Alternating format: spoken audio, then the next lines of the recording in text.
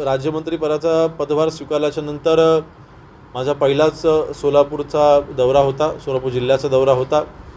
त्याच्यामध्ये मी सोलापूर पोलीस आयुक्तालयाची आढावा बैठक घेतली आणि ह्या आढावा बैठकीमध्ये ज्या काही अडीअडचणी पोलीस विभागाच्या आहेत त्या सगळ्या समजून घेण्याचा प्रयत्न केला आहे। आपल्या महाराष्ट्र राज्याचे मुख्यमंत्री सन्माननीय देवेंद्र फडणवीस साहेबांच्या नेतृत्वाखाली गृह विभाग आज काम करत असताना त्यांनी आमच्यावरती जी राज्यमंत्री म्हणून जी जबाबदारी दिलेली आहे त्याकरता जे काय आमचे अधिकार आहेत त्या अधिकारामध्ये ज्या काही आढावा बैठक घ्यायची मी इथे आज प्रयत्न केला आहे। आणि आपल्या सर्वांना कल्पना आहे की माननीय एकनाथ शिंदे साहेबांनी मुख्यमंत्री असताना 2.5 वर्षामध्ये महाराष्ट्रामध्ये जे कार्य केलं संबंध जगासमोर आहे।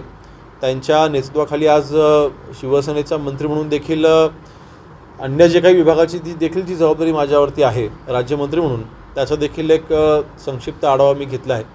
एकंदरीत सोलापूरमध्ये 2-3 बाबींवरती मी लक्ष केंद्रित करायला पोलीस विभागाला मी सूचना केलेल्या आहेत।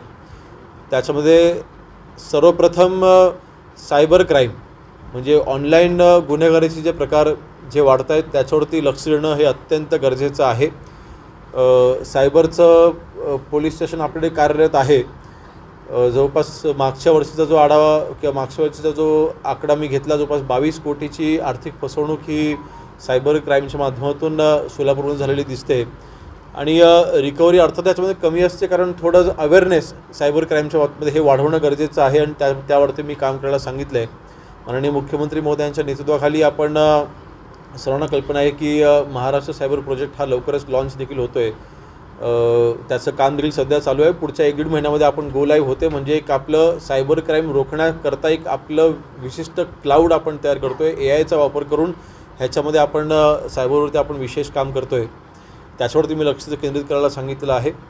दुसरं म्हणजे ड्रग्सचं सेवन हे जसं जगामध्ये वाढते तसं महाराष्ट्र देखील ह्या प्रश्नाला सामोरं जात असताना सोलापूरमध्ये जवळपास 100च्या वरती शाळा आणि कॉलेजेस आहेत।